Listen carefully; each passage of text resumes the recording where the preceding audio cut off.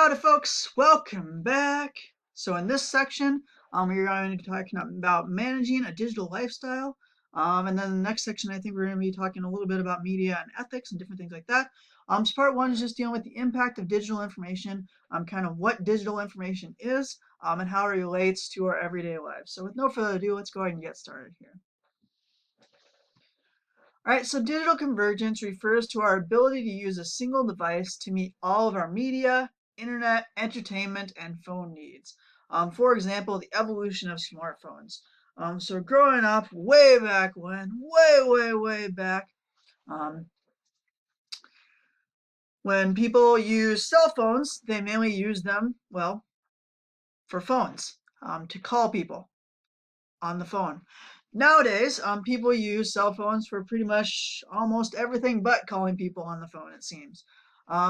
But yeah, so the evolution of the smartphone is an example of this digital convergence. So we have a single device, the smartphone, which is able to meet our media needs. You're able to download songs onto this, meet our internet needs. You're able to surf the web on your smartphone using either Wi-Fi or your phone's data plan, entertainment, as well as phone needs. So technically, you can still call people on this thing, even though most of the time I tend to try to avoid that.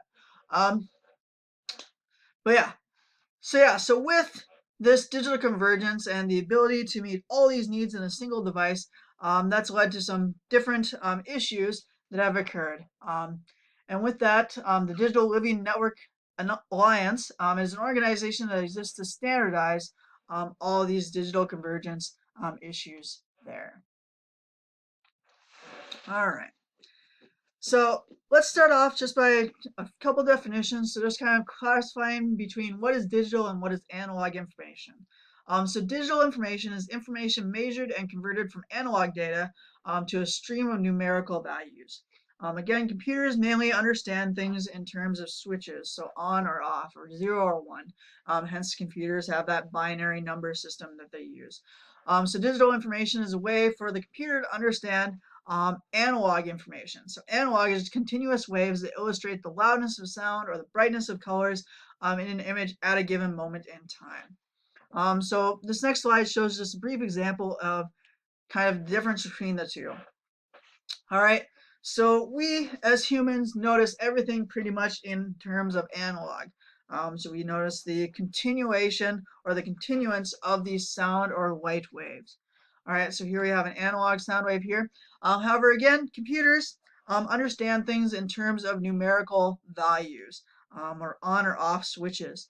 So computers don't understand the whole stream, but they go through, and in order for a computer to comprehend the data, they go through a digitization process where it converts from analog to a digital sound or light wave.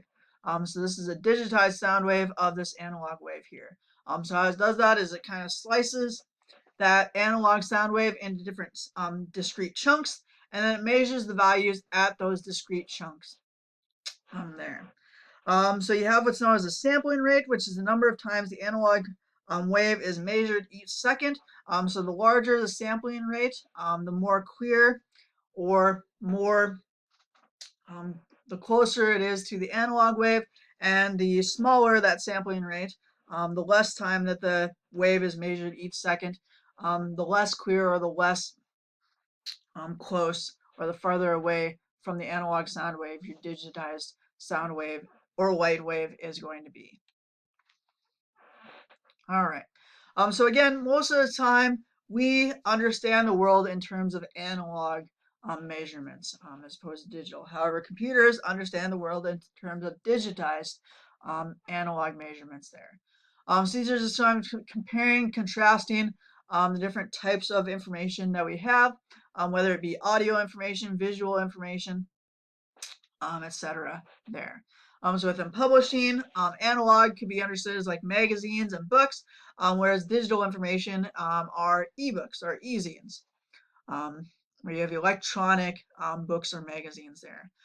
Music, so vinyl record albums and cassette tapes are analog.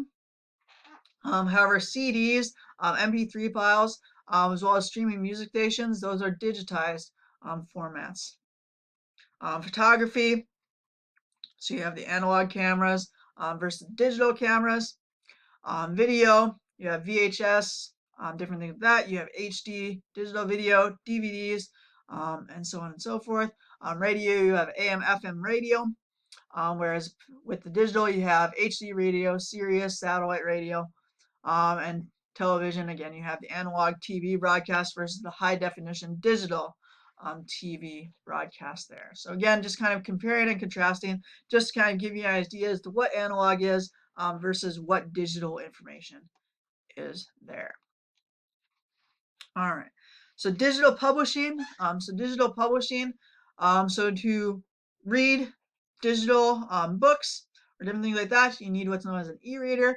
So an e-reader is a device that can display e-text that has supporting tools such as note-taking, bookmarks, integrated dictionaries. So several different companies have e-readers. So Amazon has their Kindle, Barnes and Noble has their Nook. I'm sure there are other e-readers out there that I'm not thinking of right now. But yeah, so there are several different e-reader options out there. You don't necessarily need special devices in order to read e-text. So I do not have an e-reader, but I do have a Kindle app on my phone that allows me to read electronic text. Similarly, you can also get a Kindle app for your browser as well to read electronic text as well. Also, the library offers several ebook options. Also, there's a website called Project Gutenberg, which uses and publishes public domain books. So public domain books are books where the copyright has expired. So you can copy those at your leisure. So Project Gutenberg has kind of collected all these public domain books. So a lot of the times they're classics. We'll talk about copyright later on, how long it takes for copyright to expire and all that fun stuff later on. But yeah, so Project Gutenberg has these public domain books that allow you to read those without having to purchase them, which is nice. So digital text can be displayed in the following forms. So you can have electronic ink, which is a grayscale representation of text. An example of a device that uses that is the Amazon Kindle. You can also have a backlit monitor, which can display color. Screen illuminates themselves instead of depending on the room lighting. So you have a backlight on your screen so that you can see it in a dark room. An example of this would be the Amazon Fire, would be an example of a device that uses the backlit monitor. All right. Digital music. So digital music, so you start off kind of the process that it goes through where music gets digitized. So singer playing music, so that's an analog signal. So sound waves are analog signals there. And then it goes through mixer and gets converted from analog to digital using the analog to digital conversion. So then it gives you this digital format, which again is just a string of numbers based upon the sample rate of that sound wave. And that converts it to an MP3 file. So an MP3 file is a digital audio file. All right. And then when you want to listen to it, it goes through and converts from digital to analog, and then goes through your speaker and broadcasts the analog wave for that sound. So that's kind of the process to how music is converted and how you are able to listen to music via computer there. All right, so listening to digital music, so many audio receivers come with a port or dock, so you can connect a mobile device to them as an audio input source. Also, several different devices have Bluetooth supported capabilities, so you can broadcast that signal via Bluetooth. Network audio video receivers have the hardware and software required to connect to your home network and use streaming services. New cars are often equipped with an auxiliary input to the speaker system to support connecting a mobile device so that you are able to listen to music from your phone. Systems like Sonos can mate wirelessly with mobile device and then broadcast the sound throughout a limited area, so throughout a house there. The digital rights management, or DRM, is a system of access control that allows only limited use of material that has been legally purchased.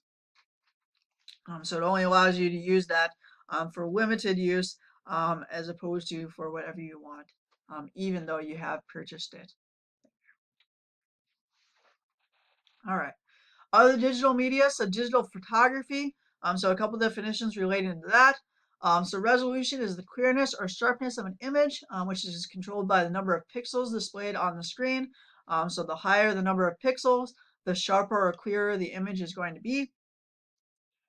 Raw files are raw uncompressed data. So that's probably the clearest that your image is going to be. However, it's also the largest that your image is going to be.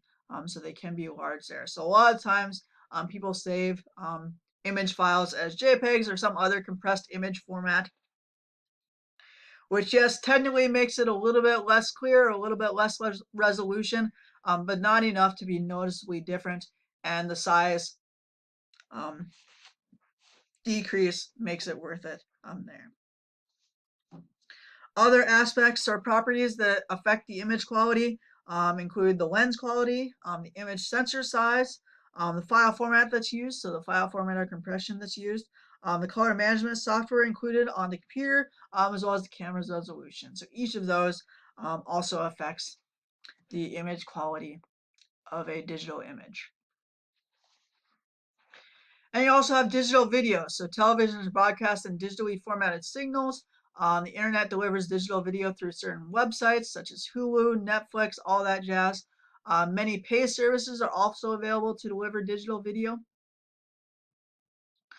HD or high definition is a standard of digital TV signal that guarantees a specific level of resolution and a specific aspect ratio, which again, the aspect ratio is the ratio of height to width of an image. So that's the rectangular shape of the image. There. And most of the time, television signals are given in this high definition digital format, at least most recently there. So some digital video format extensions there. So you have QuickTime. So if you see a Qt file or .mov file, that's going to be open in QuickTime. MPEGs or MP4s, Windows Media Video or WMV files. Also, .avi videos are also a digital video format there.